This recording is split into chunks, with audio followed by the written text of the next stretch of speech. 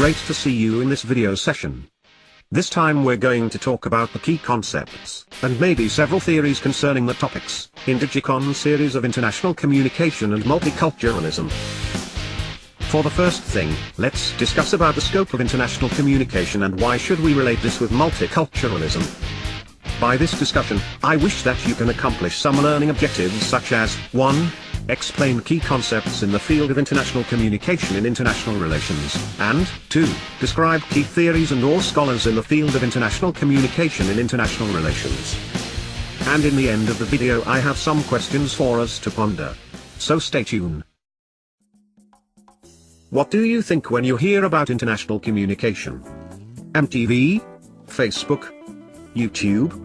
Instagram? Twitter? Snapchat? Or even Tinder? Or maybe the ones that more specific on your preferences or hobbies such as Pinterest, Tumblr, Flickr, Google Photos, and the like? Or these global news agencies such as CNN, BBC, New York Times, The Guardian, Straits Times, Reuters, Time, and the like? Or some search engines like Yahoo, Google, Safari, Opera, Internet Explorer? Or some marketplaces platforms such as Alibaba, Amazon, Shopify, Magento, OpenCart, Tokopedia, Shopee, Shtid, OLX, Cascas FJB, and so on? Well, all of these are right. But not our main issues here. It's not because we're not going to discuss these many platforms, but our issue here needs more effort. The main concern here is that we need to go deeper in delving in such platforms. The main concern of this course is to focus more on global aspects of media and communication systems and technologies and, as a result, less on local or even national aspects or issues. It is not we're throwing our domestic issues on ground. But domestic level plays significant role in this issue, because this cultural dimension, in turn, has two important traits. 1. How much foreign content is contained, absorbed, or assimilated within the cultural domain, and 2. How this foreign content is being transmitted, for example, by books, movies, music, DVDs, television, commercials, or the internet. As predicted, or hypothesized to be precise, by Samuel Huntington in 1997, in The Clash of Civilization. He said that in the post-Cold War world, global politics became multipolar and multi-civilizational. Now the most important distinctions among nations are not ideological, political or economic, but cultural.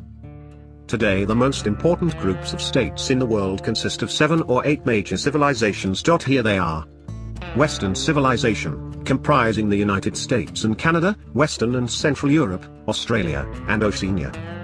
Latin American includes Central America, South America, excluding Guyana, Suriname and French Guiana, Cuba, the Dominican Republic, and Mexico. The civilization of Sub-Saharan Africa located in Southern Africa, Middle Africa, excluding Chad, East Africa and so on is considered as a possible 8th civilization by Huntington. Meanwhile, instead of belonging to one of the major civilizations, Ethiopia and Haiti are labeled as lone countries.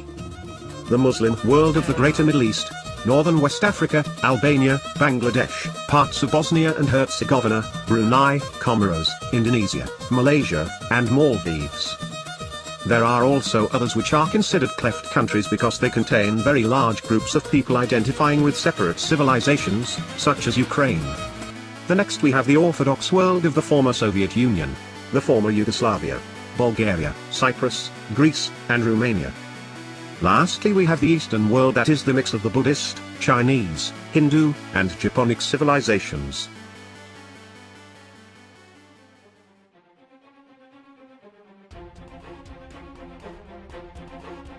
Why would be problematic?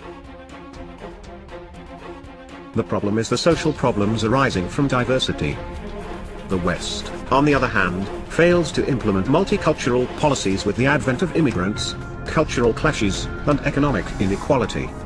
Frictions and hostilities between the indigenous population and migrants, minorities and immigrants, minorities and the indigenous population, and between various immigrant groups.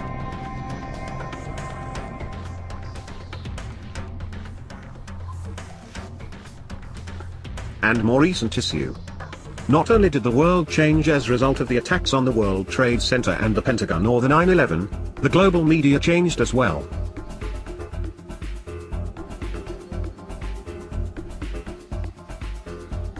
The global media coverage also shifted, putting on the radar a renewed emphasis on the Arab-Israeli conflict, Muslim culture and communities, and the divisive debate leading to the build-up to the Second Iraq War. Meanwhile, Latin American media markets are significantly different from those in North America. Several countries in Latin America, such as Argentina, Brazil, Chile, and Colombia, have experienced political and social turmoil since the end of the Second World War. Some other nations continue to be controlled by dictators with military backing. The radio and television industries tend to be either government-owned and controlled or heavily regulated.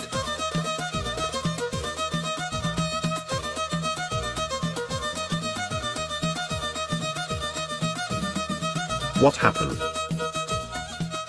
Why? We had NWICO. Right?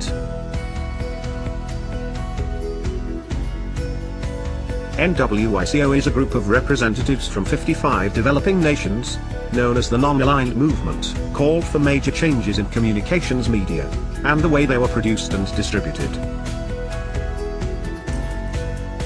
Labeling the existing order both neo-colonial and characterized by culture and imperialism, the reformers pointed out that control over media technologies, including the capacity to produce cultural products ranging from movies to music to news, was almost entirely in the hands of corporations based in the world's most affluent nations.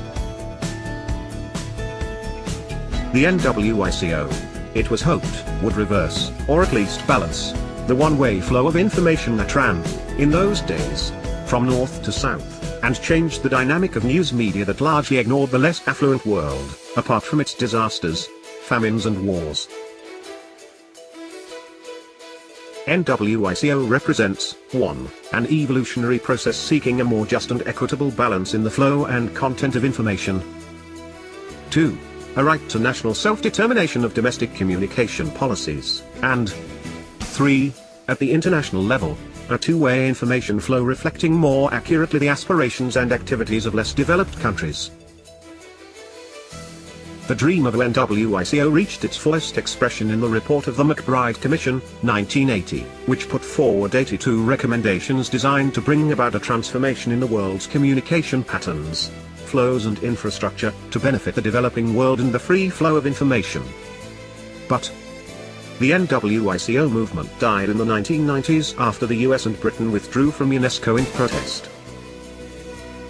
In the end, most of those recommendations were not carried out.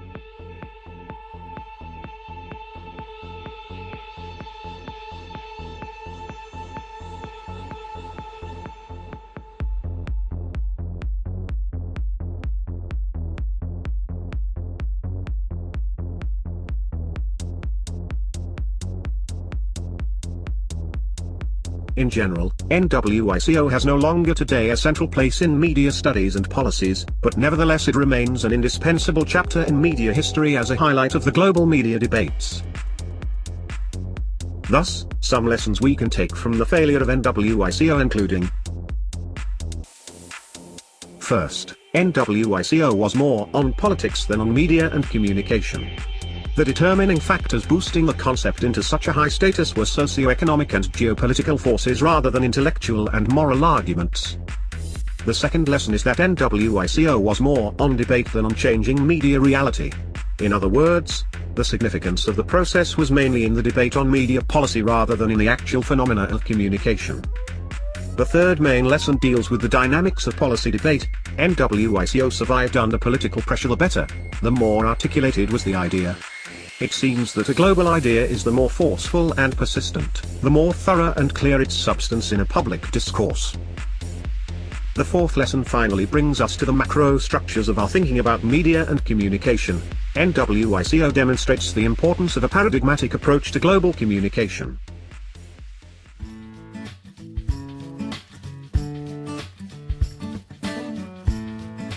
How would you react? How would you see the global flows of information? Should it be a media democracy? How would you define that? Would the advent of internet-based media and communication platform can be our messiah? Now we have the rise of the mobile cellular telephone, the rise of citizen journalism, etc. That would be my concluding remarks for this session. This video is based on the global communication theories, stakeholders and trends. Authored by Thomas McPhail. Published by Wiley Blackwell. Thank you for joining me in this crash course. Good day.